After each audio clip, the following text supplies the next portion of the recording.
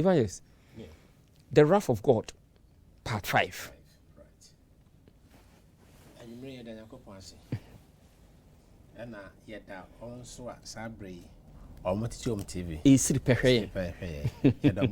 That's right. And Nebrenaba. Now, Ebrena Cano 8 year. That's right. I saw with a Bible, not in the Bible in the moon, dear. I say a black boy 8 year. Now, a woman so. Yencho Munina, I'm running your program. Yes. A castle before you go switch them. Na makase saa nyankopon bofo no Bible abodin no eno kra no Bible saka ne se eya atemu. That's right. Judgments eno nso ye ohaw musuo na ya kire mu se ya na eba ne kakra. Okay. Na eba bedru ba bi afei ehode na ano ayedin edru saa bre no a ye ka ne se onyankopon bofo amobrohu enka ho. That's right. Ezekiel ebo biso Kristo Yesu so de be kan ho Lucas ampanum. Now Ezekiel kan say Onyankopon abufu a eno anso ne ohamusuo no ebi eyekom. Okay. Ena ebi nso ye nkrante akosem mojahwegu ne nkrone basa. Na afei ebi eye emoa bone. Na afei esan yade pestilence. We mo Ezekiel Osa otwaso kan se to da bia oma ye ka se mo abon ne ntutu mbanum ka ho emo a ebese yefune sa mo nyina e ka ho bi. Okay. Yes. Kristo Yesu oka ewo Lucas empa tredu no ba kono oka be be se asase woso akese ebesi mia osanso ka ekom ena oka yawa esan yade ahodo afei opagyamu ekọ chichemo de nunum no ena okasa afei be firi owianum. That's right. Ena ede ahunhia ebeba asase so ena amanaman na afei osanso ka se epu ena so ochi a ehuru no eno so eyebia fese ne nyina ede ho ahodo ena. That's right.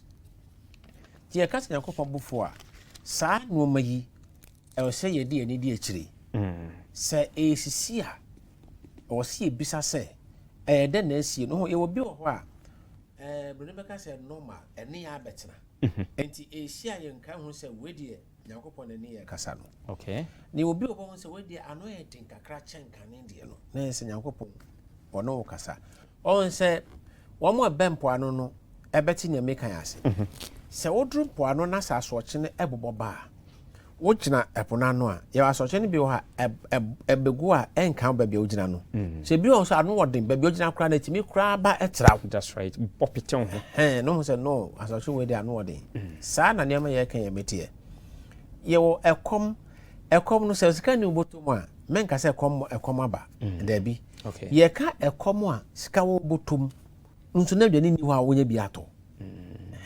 Okay. Enu ena Bible friend kom. Sa. Enu no Bible kire se enu so beba e ka Yakobon bufu no. Afi atwefo nkyase se Yakobon bufu a ye ka ho asem no. Wo friend atemmu. Na eba edi enkom hye bi achi. Menkire mu se Yakobon frɛ Abraham. No ka kire ne se na sefo anasa ne ma ba ko de ekwasu mu no. O kire mu se emfie ahana yachi. Okay. Or the attempt ni nsam wo den ba akogye o mafiri kuro so. That's right. Esiye. Si Misraim. Sanso na oba ye die yi mu a. Wo maye nkom hye brebi. E wo Daniel atwere no metire nwotwetwe mu dunan. Eye emfie maako opemienu ene ahasa. That's right. Yes. Enu nso si a na Yakobon ebofu ana na atemu nso ahya ase. Okay. Na enu de yesua ha ye kire mo se eba wieye 1844 ehyaase 457 BC aka mfie aha 9 aduonum ne nso a ye bawo Yesu ena saa mfie opemienu na ahasa no ye hyaase se ye kenkan. That's right. Tini ewia Yakobon atemu no be hyaase ehon Yakobon bofo no nso efiri eno si 1844 ye sanso kire mo se ye kase Yakobon bofo a emma prakope no wa breso Mose homa edi kan etire nsia chemo ye Yes, Genesis chapter 6 verse 3.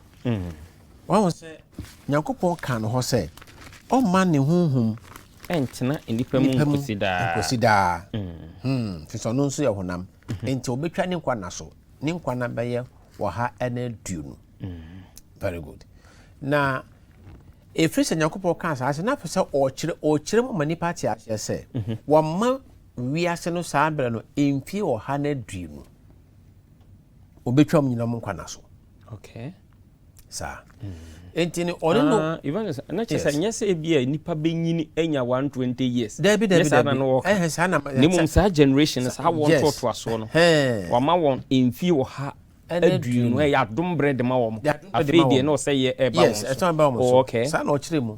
Yes, yɛ na bi mu ka Nyankopɔn ma nipa emfie wɔ ha na aduonu. Dabi it's never so. Okay. Sɛ nsuri na akyi no no wa trans 350 years. Emfie ahasa na aduonu. Wabu mfie no so. Wabu kra ɔtra ma ne bro so. That's right. Yɛ na manfo hwɛ yɛ hɔ no yie ɛma yɛ. Ai. Abraham kra so di 175 years. Emfie wɔ ha na aduoso no. Nti Nyankopɔn ka 120 a wɔn nyinaa atwam. Nti no omuntwa ye kakra yeba now tinu edru 120th year no on say odu Genesis 16:13 Nyankopɔn ka sɛ honam nyina wie ye den abamanim eno ano ɛhɔ de mobrohum bi anim ye bɛsɛw enti 120 ne de ɛno ɔde hyase no kan sɛ nipa nkwa na mede bɛma wodie metwa so fine ye breso no ayo mu no Edi sem humano etrain son Revelation chapter 7. Oshe verse 1, 2, 3. Edi sem etrain son chemo ba ko de kosemian Revelation chapter 7 verse 1 to 3. Okay. Yentie Awurade asem. Yes. Watch say. Ye akiri no. Me hunu bofo ba nan a ogirigina asase entwe aso nan no ano. Ekrokra asase mframa nan no mu. Na mframa ammo amfa asase ana epo. Ana dua biara so na mehunbɔfo foforo a okura onyankopɔn ɔte ase no nso a no sɛ ofiri awie pue reba na ɔde ne kɛse atia mu ɛkyerɛ abɔfo baanan a wama wɔn kwan sɛ wɔn ha asase ne ɛpo sɛ mon ha asase ana ɛpo ana nnua kosi sɛ yɛde agyinae besisi nyankopɔn nkoa moma so. Very good. What was say wabɔ ne ma miɛnsa din asase Epo and I say India. That's right. Nyoma yi abode ma nyasapɛfo ato no brofodin ecosystem. Okay. Yɛbɛba so akiri. Yɛnkai sɛ saa abɔfo nan yi ɔmo na yɛde asase epo ne ennua ahyɛ ɔmo nsam. That's right. Na yɛsi mo ha ansa, mo ha saa nyoma yɛ ansa. De ko yɛsɛ nyame ma wo mu no, yɛbɛpeke wɔ mo ahyɛ wɔn so wie. Saa. Enti no sɛ sanso anu yi ɛbɛkɔ so a ɛbɛkɔ so wɔ awiye bremu. That's right.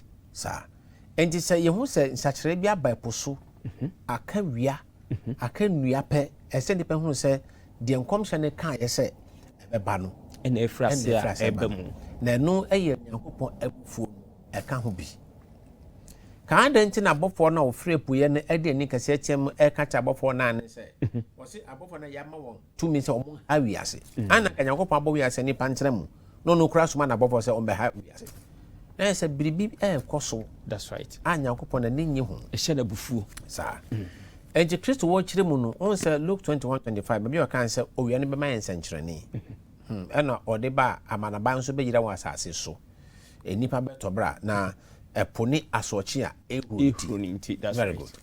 Eno nso no ye ewo ni nkyire mu. Enti ebre a ye beso nipa 144,000 na no. Saafo no ebre so e na ebehu saa nsankyere ni se ACC. Oh, okay. Ebre Nyankopɔn so no ma no. Yes. Na saa nsankyere ni we nso namu kakra. Eno na edi hunu se ewie ne du. Enti na me sha se me ka se ye braka ne 8 ya. Okay. Yes. Nyese bi a ye sinsi akontabu bi e na yakopie afi bi so ana se date bi so. Na mum ne yesisie. Ne yesisie. Ne yehunu. Ne yatie no ekyeresa. Ekyeresa say ye ni bread. Right. Enti no se wo se epotra ne hye. Owie bo enua ho aka. Asase ho aka. Kai se saa nsuano sononko no ye di manyame ma no. Yedu saa bre no. Na yedu saa bre no mu a ye wokokobon kransem sononko ɛne atemu nkransɛm no deɛ odi sɛ mekyɛdu na gyekyɛmu nsia no nso nkan sɛ ohun ɔbɔfo foforɔ bi a wɔto nam ɔsoro mfimfini wɔn sɛ wankasa osi asase so dabi ɔto nam so mfimfini ɛna ɔde ani kɛseɛ ɛteɛ mu okura da asɛmpa de kɔma wɔn ɔtete asase so nyinaa saa na ɔde ne kɛseɛ teɛ mu sɛ munsuro Nyankopɔn Very good. na monhyɛ n'animonyam ɛfiri sɛ n'atemu dɔn adu na monkoto deɛ ɔyɛ ɔsoro ne asase ɛpo ne asutire no mo yɛ na ebi mu soso sɛ ɔmo de ɔmo ni kan bɛhu saa abɔfoɔ no sɛ wɔtunam na ɔbɔ n'ataban mu abɔfoɔ no ɛdi nkrasɛ no firi Nyankopɔn nkyɛn ɔmo de ma nipa nti nipa no a yɛbɔ saa asɛm no ho dawuro no ɔmo na abɔfoɔ no ɛde ɔmo yɛ adwuma saa nti ɔmo de gyina hɔ ma abɔfoɔ ɔmo gyina hɔ ma abɔfoɔ no nti abɔfoɔ no ɛma saa afɔ no ɛte asɛm n'ase na ɔmo tumi akɔka sɛ yɛwo Yesu no Bible sɛ abɔfoɔ firi soro bae ɛna ɛsoma nwanhwɛfoɔ no sɛ ɔda ha da mo nkɔhwɛ sɛ ɔmo kɔ hu yɛ a yɛwo Yesu na ɔmo nso di ɛti si mu na ɔmo bɔ dede saa Luke chapter 2 that's right sɛ yɛho agyenkwa no yɛawo no yɛakɔ hu no abɔfoɔ no asoma wɔ no nti no ɛne deɛ ɛtaa si wɔ atwerɛ no bebree yes nti ma ɔmo nyɛ ɔmo nwanwa afei bio sɛ yɛbɔ dawuro no saa no a yɛwɔ kuri a ɛgye asɛm no tum ɛne wɔ deɛ ɛbɛpo asɛm no that's right nti wɔn a ɛbɛgye asɛm no ato mu no wɔn na abɔfoɔ no sɛ yɛbɛhyɛ ɔmo nso yɛde agyina bɛsisi ɔmo ma so asa ahyɛnsodeɛ wɔn a bɛpoɔ no wɔn sena baabɔ kyerɛ mu sɛ wɔn bɛgya aboa no agyinaeɛ ɛwɔ wɔn moma so anaa wɔn nsakyi ɔho sɛte nti no ayɛ nneɛma mmienu saa na si wɔ Misraim Nyankopɔn ɔbɛyi Israel no ɔde kan ɛma ne bufu ɛbaeɛ di kan mmiɛnsa osi ɛnkono so ho sɛ Israel o sɛ Misraim o obiara te nka sɛ biribi ɛrekɔ so afei ɛka de twa toɔ nson no ɛhɔ Nyankopɔn ka sɛ ɛhɔ deɛ mbɛsɔ me ba no mede ɔhyɛ bɛtum ɛhɔ no yɛhu deɛ si yɛaka wɔ ha saa nso na yɛbrɛ mu yi sɛ kɔkɔbɔ no ba mu nso Nyankopɔn no mo nhyɛ no de onyam sɛ kɔkɔbɔ no ba a wogye tom a wabɛyɛ nyame ba wopo a na yɛdeɛ waka Babylon ho wɔn sɛ bɔfo tɔ so mmienu no ɔno ɔbaeɛ no wanka sɛ ebi mu ankyɛ nyame asɛm o ɔsi Babylon ahwe ase nti wɔntie bɔfo odi kan kɔkɔbɔ nsɛm no ɛnni so a na twerɛ no ɛde wakɔka ekuo a yɛfrɛ sɛ Babylon yɛ wɔn a ɔmo apo Nyankopɔn asɛm na ɔmo afa ɔmo akwan so ɛde tena sisi na ɔmo susu sɛ ɛno bɛboa wɔn ɔmo akɔ ɔsoro ahenni mu that's right ɛnyɛ ne na ahyɛ aseɛ Nyankopɔn ɔma yɛhu deɛ si Cain ne Abel brɛ so that's right saa ɛnti no sɛdeɛ Cain ɔno afa ne kwan so ɛyeraeɛ no saa nso na ɛnɛ nipa mpempempem afa ɔmo kwan so a ɔmo so yera saa afoɔ no Bible sɛ yɛfrɛ wɔn Babylon nti ɔmabɔfo ɔtɔ so mmiɛnsa deɛ akyire de nkrasɛm ne kɔkɔbɔ ɛtoa so ɛbɔ wɔnom nti na Bible kyerɛ sɛ yɛnyina ɔbaakofoɔ anum asɛm so emu atɛn that's right na baanu anasa baasanum asɛm so ɛna yɛnyina yɛmfa emu atɛn baako wɔ 2 Corinthians chapter 13 verse 1 ɛna baako wɔ Deuteronomy chapter 19 verse 15 nti no abɔfoɔ no mmiɛnsa Nyankopɔn soma wɔ no deɛ odi kan na de nkrasɛm no baeɛ ɛna mmienu bɛdi adanseɛ sɛ Babylon ahwe ase that's right na deɛ ɔbɛkoto aboa no na ɔbɛgye aboa no ne honi no ɔno ɛna Nyankopɔn sɛ dɛn ɔbɛsɛe no ɛnwie hɔ ɛde sɛ hɔ ɛtɛ du nwɔtwe kyɛmu baako no ɔse na ɛyɛ akyiri no ɔsa ho ɔbɔfoɔ foforɔ a ɔwɔ ahoɔden kɛseɛ na ɔtisi asase so na asase ɛhyerɛn nti na ɛno nso gyina hɔ ma nkransɛm no awieyɛ ahoɔden a ɛbɛwura nkransɛm Nyankopɔn de abɔ wiase nyinaa kɔkɔ ama dodoɔ ɛbɛyɛ so no ɛtie na ɔmo nya nkwa saa bere nyinaa mu no na nsankyerɛnne ne yɛ Nyankopɔn bufuo na ɛresisi na nna no ɛresisi na wiase nimdefoɔ abɔdeɛ mu nyasapɛfoɔ apɛdi ama no nti ama kristofoɔ nhu sɛ Nyankopɔn bufuo ɛna ɛsisie no ɛdeɛ sɛ deɛ ɔmo a ɛno no saa nti no wohwɛ de sɛ ti do nwɔtwetwe mu nan no a ɔse me man mumfiri ne mu na mo anya ne bɔne ne bi na mo anya n'asotwe ne bi saa ne teɛ asotwe no ɛyɛ wɔn a yɛbɛto nyankopɔn mmara no wɔn nyankopɔn abufuo ɛna asotwe ɛbɛba so sɛ yɛkɔ so Misraim saa pɛpɛɛpɛ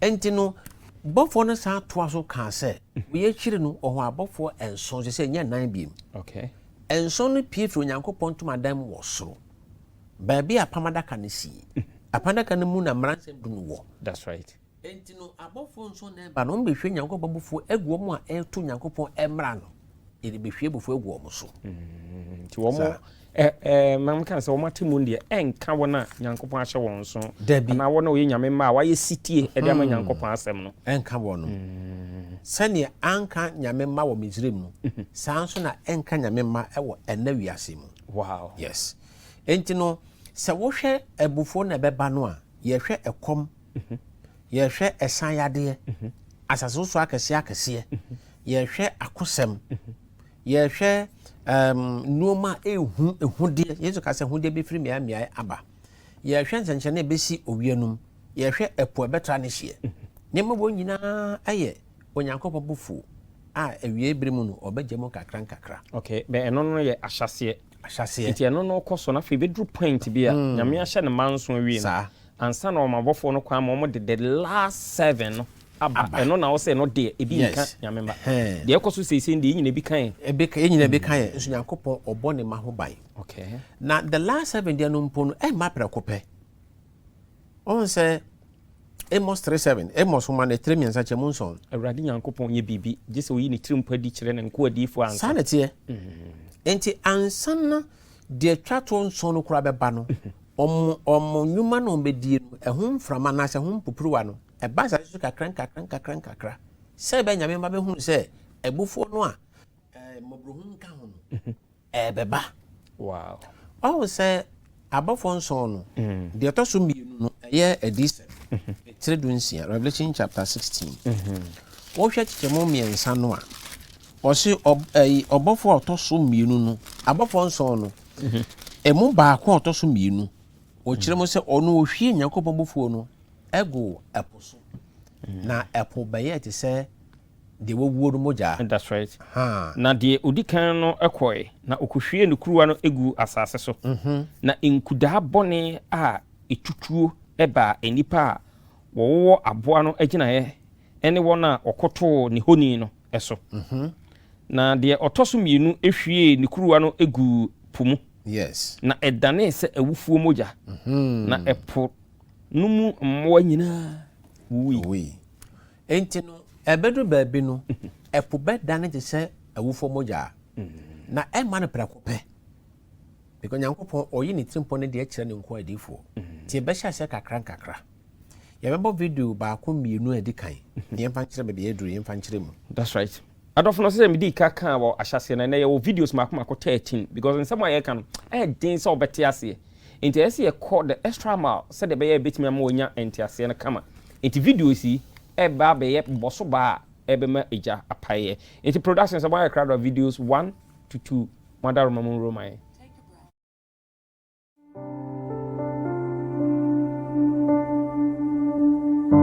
Take a breath. Half of the oxygen on Earth comes from the trees, the other half from the ocean. It is necessary to the survival of all life on our planet. But today, the ocean is losing oxygen, and we should be worried.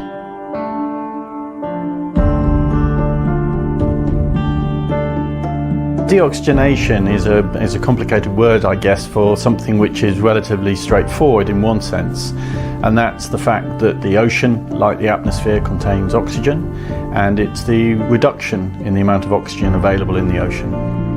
In both coastal areas and the open ocean, the disappearance of oxygen leads to dead zones, where life can't survive. This phenomenon is the consequence of various human activities, and also climate change. Nutrient inputs from human activities, things like nitrogen and phosphorus coming from fertilizers, from farmland, coming from sewage, fossil fuel combustion in power plants and automobiles, fertilize the water and grow phytoplankton. And as we get all this additional biomass, all these plants and animals growing, and they die, Microbes then decompose them and use up oxygen in the process. There are physical conditions that are also important. Climate change is increasing the temperature of the water column becomes stratified, and that keeps oxygen from the atmosphere from mixing into the water and replenishing oxygen as it's. Sweden's idyllic Baltic coast. A chilly spring has held back the tide of domestic tourists expected to hit these beaches due to foreign travel restrictions. But it's not such a pretty picture under the water. Rising global temperatures and the impact of fertiliser and sewage have caused huge areas with no or very little oxygen, known as dead zones. The Baltic Sea is the largest human-induced dead zone in the world. It is somewhere around 70,000 square kilometers, and it can increase global warming at a rapid rate. The Baltic zone may be the biggest, but the problem is worldwide, increasing by millions of square kilometers in the past half century.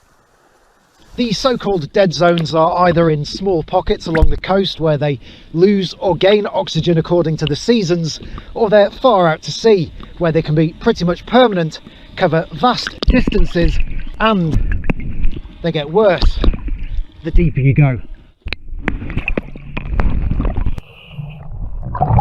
Seas like the Baltic have been a buffer against climate change, absorbing excess heat and carbon dioxide.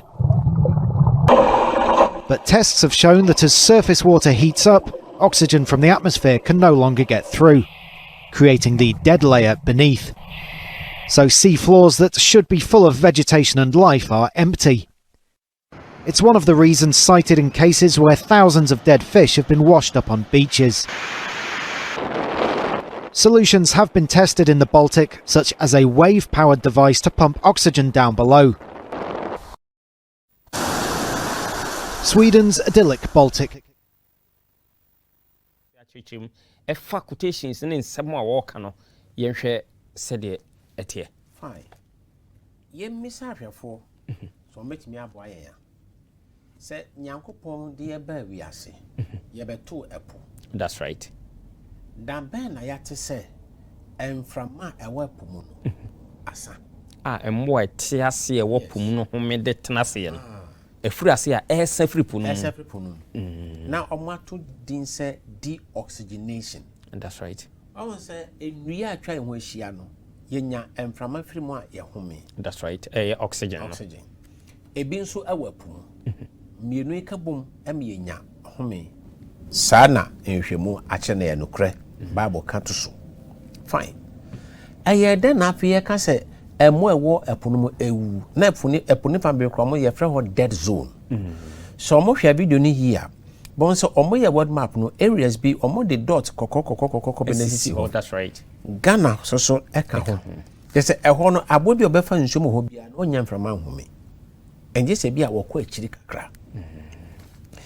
The video to so mienu no ɔkyerɛ mu sɛ the meva even sansa bɛkɔ video ɛtɔ so mienu no adɔfo a ɛhwɛ yɛ program ansa na yɛbɛkɔ break no that long break no yɛka sɛ bibi wei ho asɛm ntimi nkae the exact date no na yɛka ne nipa binom ɛnte aseɛ kosi sɛ yɛte sɛ Ghana fish aba bɛwu agu yɛn mpoa no ɛyɛ Jamestown ɛna afei I think sɛ Axim ɛbaa ne yɛmu bi ka sɛ asɛm a yɛka no ɛna aba mu deoxygenation no ɛyɛ adwuma wabra yema Environmental Protection Agency and afi Food and Drugs Authority koye mu wiwi mu no dom de batu dwane said the fish were traumatized na chese esi nsem a yeka no so dua se epono mframa ye home no nkakrakra e free mu evangelist to asoma.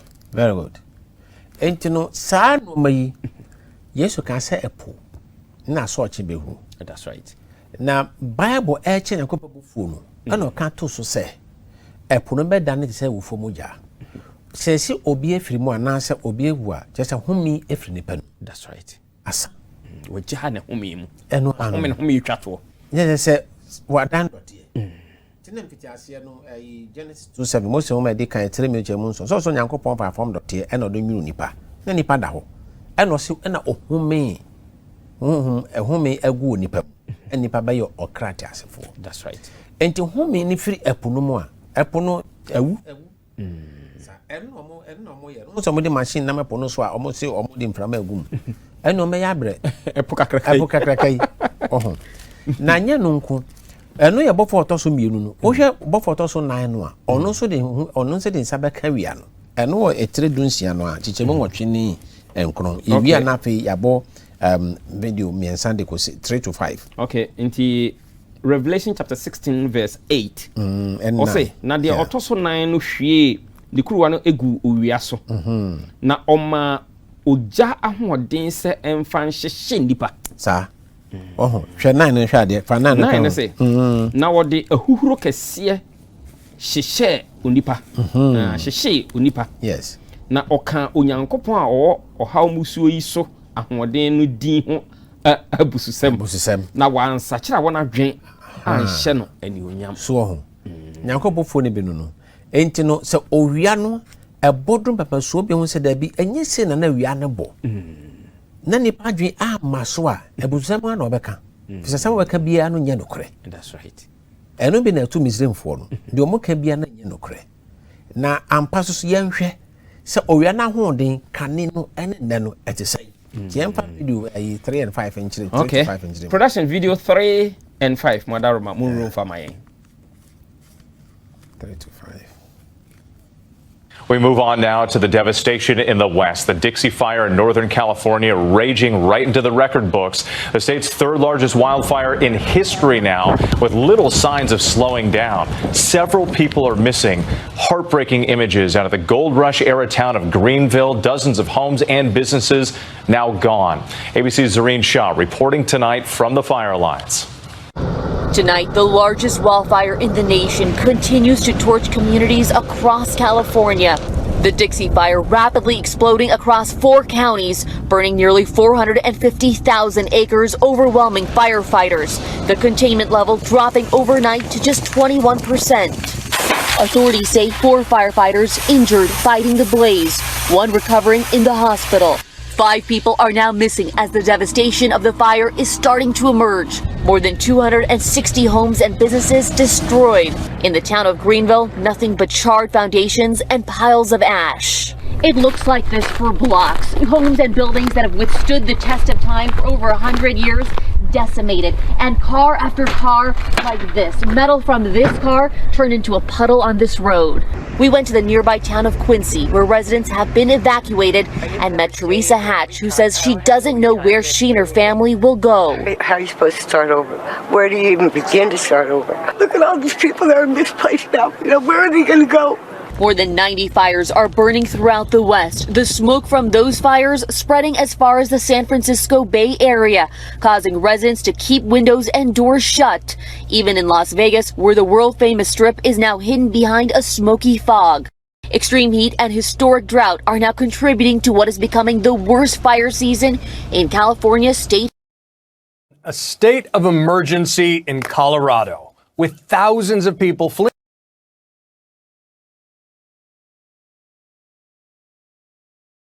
Hello and welcome. Dozens of people in the Vancouver area of Western Canada have died in an unprecedented heat wave.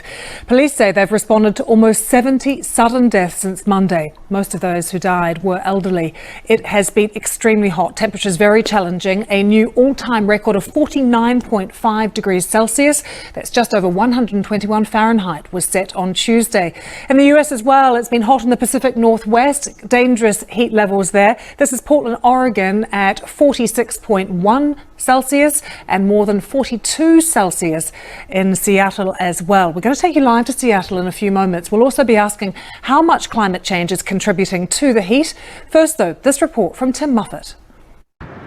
In sweltering temperatures, help for the homeless in Edmonton, Alberta.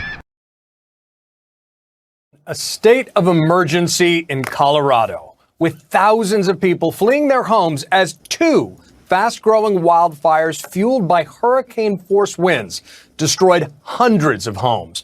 More than 17,000 people are still without power across the state. CNN's Lucy Kavanaugh live in Denver with more. Lucy? John, this has been absolutely catastrophic and devastating for Colorado. This is already being described as the most destructive wildfire in Colorado history, with more than 500 homes burned. The expectation, unfortunately, is as day breaks, those numbers may rise. 2 wind-fueled wildfires sweeping through parts of Boulder County, Colorado on Thursday. This fire is frankly a force of nature. Gusts of 100, 110 miles an hour can and have moved this fire down a football field in a matter of seconds, Prompting the governor to declare a state of emergency, forcing tens of thousands of people to evacuate. When I was trying to load up my car, you could hear cars going through, like police cars, fire trucks, something like that, going through the neighborhood on a bullhorn, telling everyone to evacuate. I grew up in Louisiana. I've seen hurricanes, nothing like this. Dry air, drought conditions, and hurricane-like winds from 80 to 100 miles per hour, with gusts reported up to 115 miles per hour, fed the quickly spreading wildfires, unusual for this time of year in Colorado. This has been very uncharacteristic for December. We've been talking about, everybody's been talking about just the crazy weather, the lack of snow and lack of moisture. Unfortunately, this is one of the results that you see from this, the dry conditions. Oh my God. Oh my God. Videos posted to social media show horrifying scenes. In Superior, customers flee a windy Costco parking lot, heavy smoke making visibility difficult. Yakwakohe videos no, but Mr. Mo, number a good screen so no, a WhatsApp line, into Memfre. Name so question and a contribution via person or send the back program so no send it for my brain near Jebre, I can at the amount Memfre or Daruma Esrewa. Na safi no adwene program na aha no ya Angel TV program na ya Bible anywam na de ye hwe en komsha hodo a Yesu Kristo eda na dide kire en se ansa na obeba no eye niam ebesisi na se esisi ya Kristofo yema ya animra ye ho so ne ehunu se ato pempim ti ato kro nche na Yesu aba na ni nyina frase a eba mu be awre ho se se asofo anka yeso ka kire ye no da bi de omunimu a aye obekwa burukire obeware bank manager eno na ekoso enti yeguso body run na dodo waso no ebeti de honhom na ka kira asafo no evangelist akwa videos fine wow say obofo a otoso nan no ono se ahode yakopa man ne se onka wia no na afa wia ne nhye ammo na hoden na nhye very good na ayedan na afa owi ateme bo na afa obehu se pagya na nhye yes manage ho se ebi nsi Ghana ha nya yentre ne ntra enyem na pesa me kire okay every se esi ebibifo asase so a ya no mo se obi na waso jana betwani bi na ne tene wanu no bi no num sigreti no toto kwa ho we di aburuchiri tina me pene sa no to mo ankasa ikire mo se jano ehihie no obinu me ka se unprecedented ebi nsi sada bi mada so we aboa on se kana temperature no kan enam 49.5 degrees Celsius. Aye. Wow. Sa temperature no won say no ma ka tren say wonya put 37 people wanya covid. Sa no ma kire ye. Eni kromu na nya covid. Ta. Ohun so owia na hoden no. Eno na apejama eshi kro no sa no. Okay. California, Colorado, hwese de ho so hye.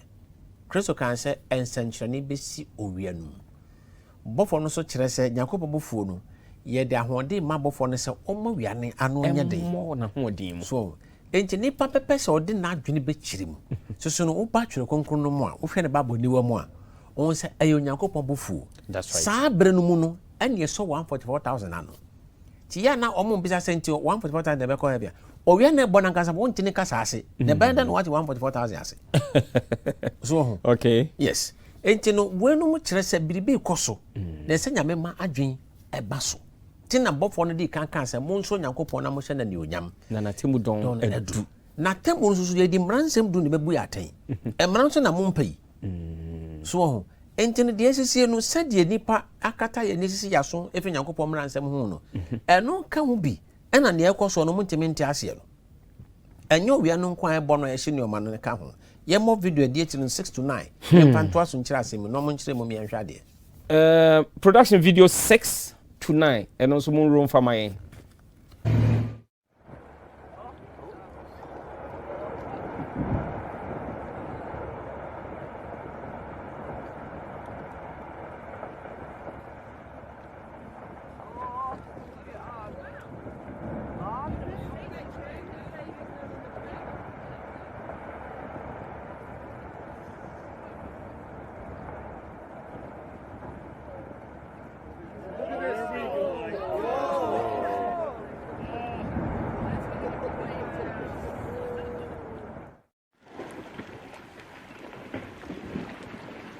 I start driving away because I have to, you can still look back up.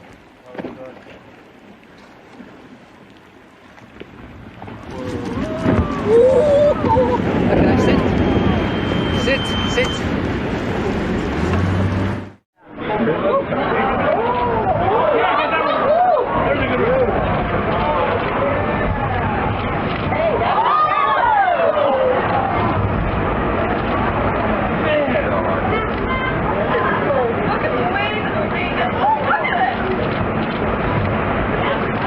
You just keep taking pictures.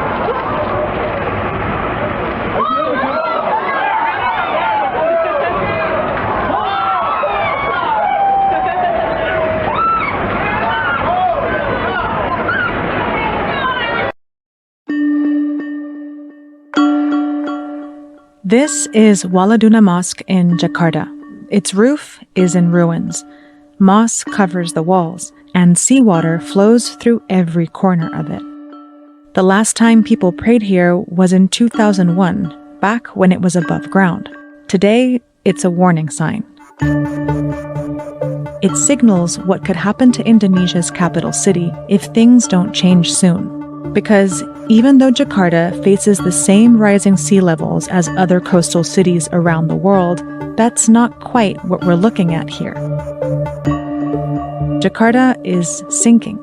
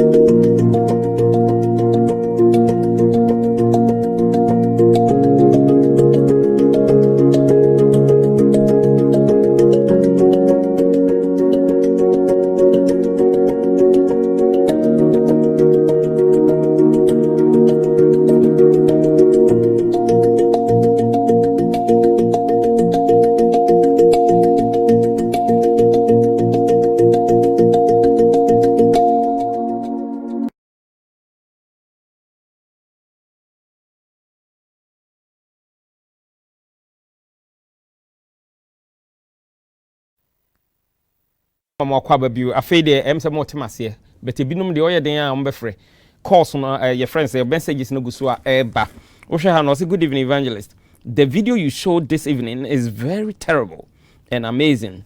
It's telling us that the coming of Jesus Christ is imminent. May God have mercy on us. Emmanuel Owusu and Mr. Moses Defo. Amen. Watching you from Air Force Takrade. Openi nyame insha papa on so far message bra de beje bra ni akenkan e de amount. Because they na say kan de na chese ehu. Yes. Oh, sanya snow no. So ko twia na dwiri gum. Ensuo num. Sa efiri Nyankopon adebo ahyase a woye ne saa no. Sesi ho ani wo. Enwiri da.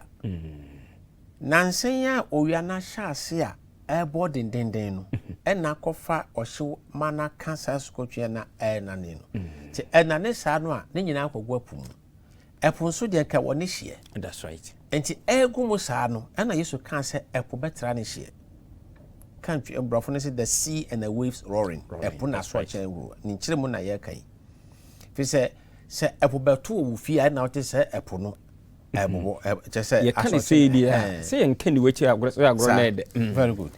Enti wo hwe video so mienu a ye hyeda na yi ba akopɛ Ghana ha na esi Ghana ha ye nya maso e memba so ekiri be Jakarta Indonesia Baby anka ekuro no wa yesisi adan ya nipa eye mwadwuma di akoniaba ene nsu agi ho nyina ama wo ye ho hwe anya yi omo mosque kese ayera ai den na pobe fa ekuro no owia na anu ye den bo foto so nan no on na wo chimo wia na ma anu ye den na bo fo hwe po no so no wama epo no so kwan se o kan se ma mo ha nua epo na asase ti obofo no so hwe po so ti ba sa no no so no wama epo no eyiri ba enti owia na bo a na nane ice no na ice akogwa pu na epo no so eyiri ba enti yen ti ba mpo anu no ye na ye ho aka na epo no eha ye kakra na Nyankopon kasa kire ene na kokobo na no na adebọ mu yi wo mo ehwemu efa adebọ mu no enhu we enchase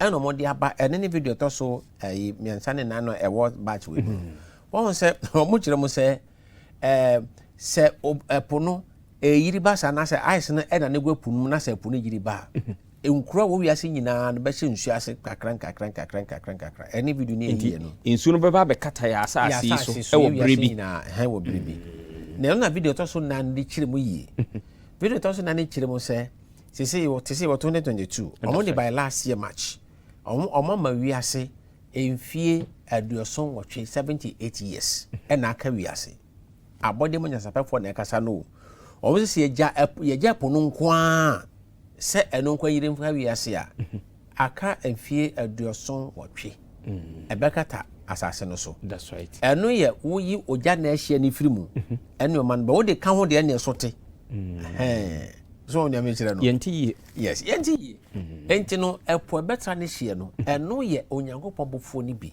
ka beden na ka wasi wo fie wasi wo dan ya wotimu na yenkomra na yese epo abeje dan na epo bra wo besi na pono wa chiri wan ka bi anhye afedi abeto den epo abeje wo fie afiri wo nsem bible chese eka onyankopon bofo ho se abeje ye wanya ba akotra ena chese mobro ho ka ho na bedu ba bi no wonya ba bi ntena bi sa na eboboba ene video say nti wo mu nyina ya abofo no aya dwuma no omonsa no dwuma kakra that's right ye mebo video chat ye more 10 to 13 na se beti even na ha no ma ye nchirem kakra bia no bi enya nkwa akwanya nhwe ahyase no evangelist mayete ase se okan Job chapter 38 verse 30 na Nyankopon se obo opo no wie no omansuo no bi kyenkyene a ewo epubunu mu deep sea enti se su kotwea no na nsinsuo nani ewo eponase betabra awia no bɔ na hoɔden mu na enane no na etwase na afi etusesie na ba besi nsuo nani kakraka po nani na afi edwirigum ti edwirigum no na ponsu yiri na efa yen enti na kye Nyankopon kasa na dodo waso no ebete de honhom no kakra safo no production videos 10 to 13 Madaro Mamuro and also MIA to a city. The Euphrates has been the cradle of civilization in West Asia. The river has been the lifeline for millions in Iraq and Syria for thousands of years. But now it has sunk to a historic low, sparking the region's worst water crisis in years. Our next report tells you more. The mighty Euphrates River used to near Khaled al-Hamis's farm. But now the river is only visible from a distance. The crops have been destroyed due to the lack of irrigation. Even worse, the farmer's family has been left without drinking water.